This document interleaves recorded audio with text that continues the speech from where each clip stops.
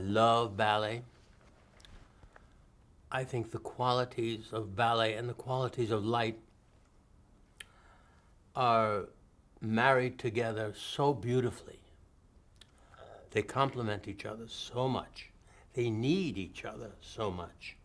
For instance, think of, well, they're both amorphic.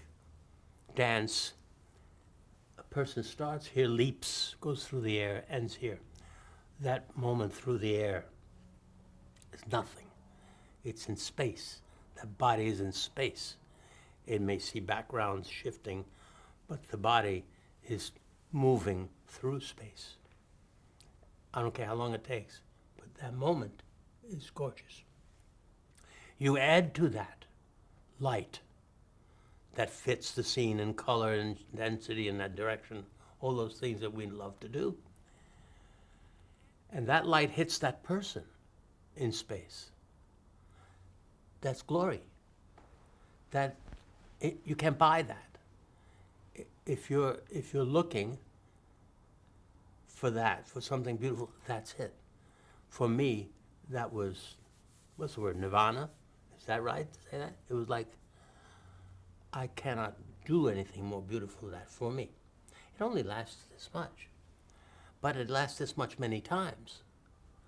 And even when their feet are on the ground, that movement and that change of choreography and the balance, the most important word in my life.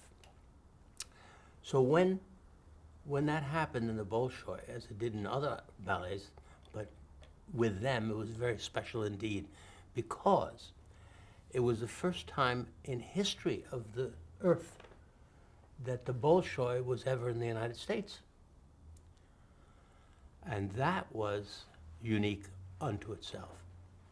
Which brings me to the experience that happened before I lit the Bolshoi, with the Bolshoi.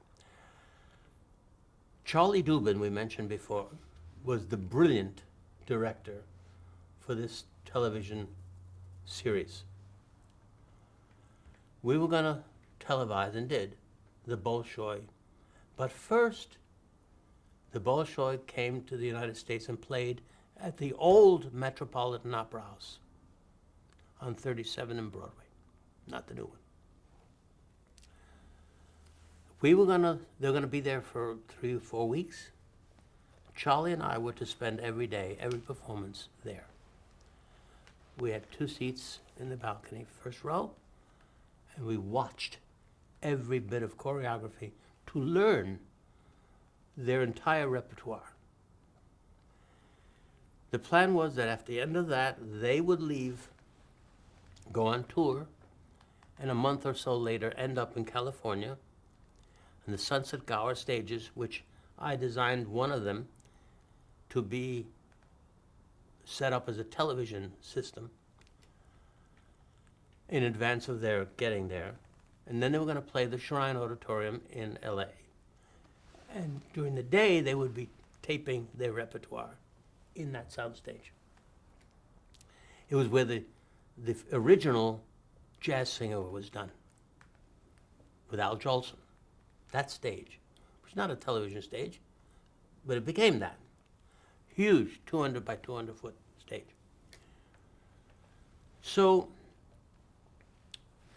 getting back to New York, when Charlie said, I want you to light it, oh God, that was glorious. Whoa. And working with him, oh, I was looking forward to that. So every night, every performance, we went and we sit and we watched. Now came the closing night.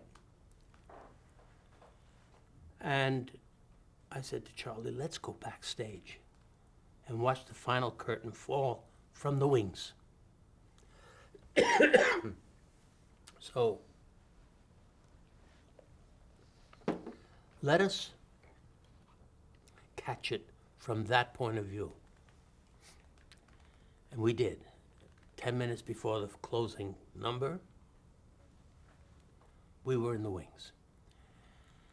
And the curtain comes down, Ulanova, the premier ballerina, and there was Plisetskaya, and there was Ulanova, Plisetskaya, Ekaterina Maximova, who was 16-year-old then, is an elderly lady now, but everybody said she'd be brilliant, and she was. She was like the baby, the heart of it. So we saw the final curtain come down, and now that they all come out, they get lined up, the curtain goes up for the curtain calls. Thunderous applause. Fantastic. Unending. Over and over, applause, and more applause. Finally, some people in the audience threw flowers onto the stage. Where they were flowers came from, I'll never know. Thousands had flowers. Or the stage was covered with flowers. Amazing.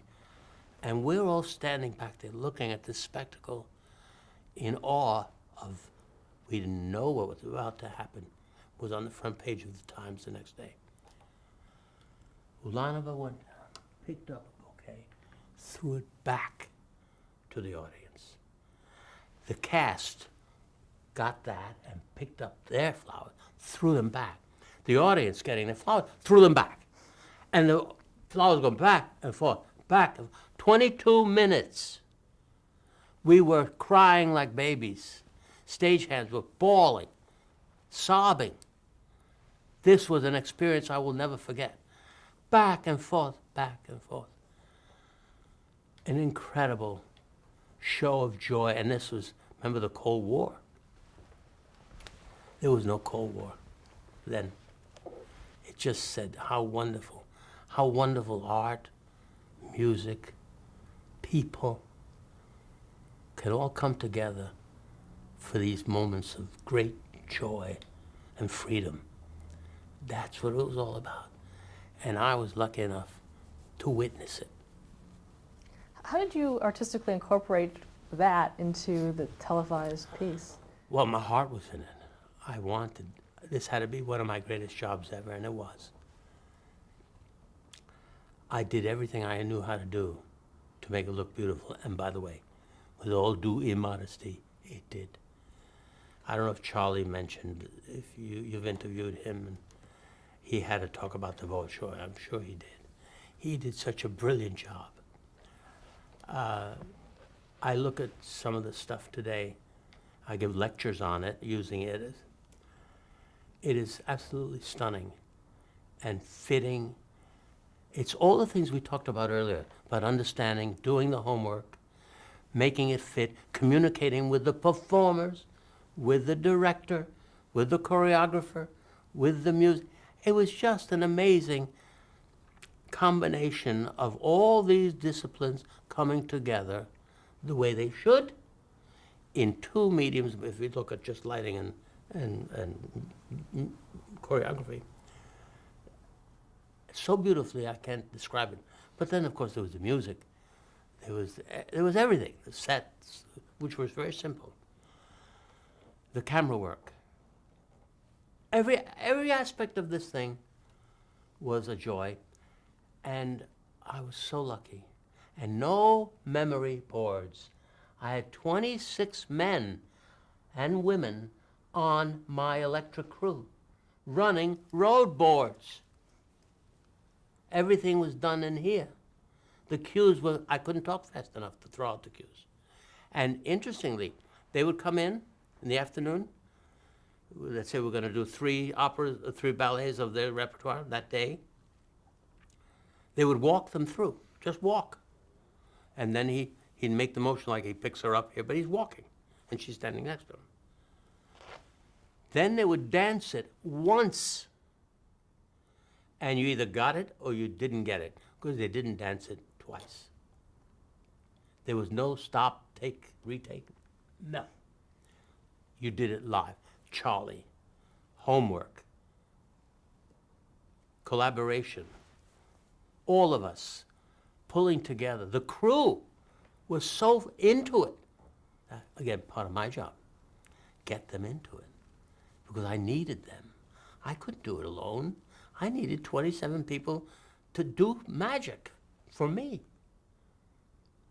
They gave me such a send away when it all over. They gave me a big card that they made themselves with like, like a blue ribbon cut out of paper on it. And it says, Imero is hero.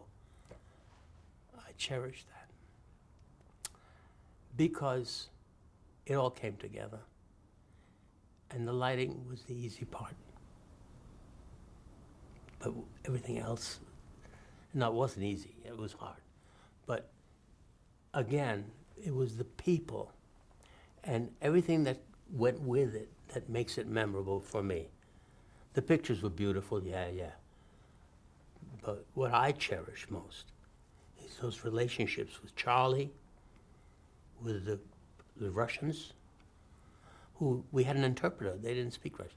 We had a bar counter. I don't read music. So we would count bars, and we'd say, oh, on bar 127, that's the cue. And we did it. And it was flawless.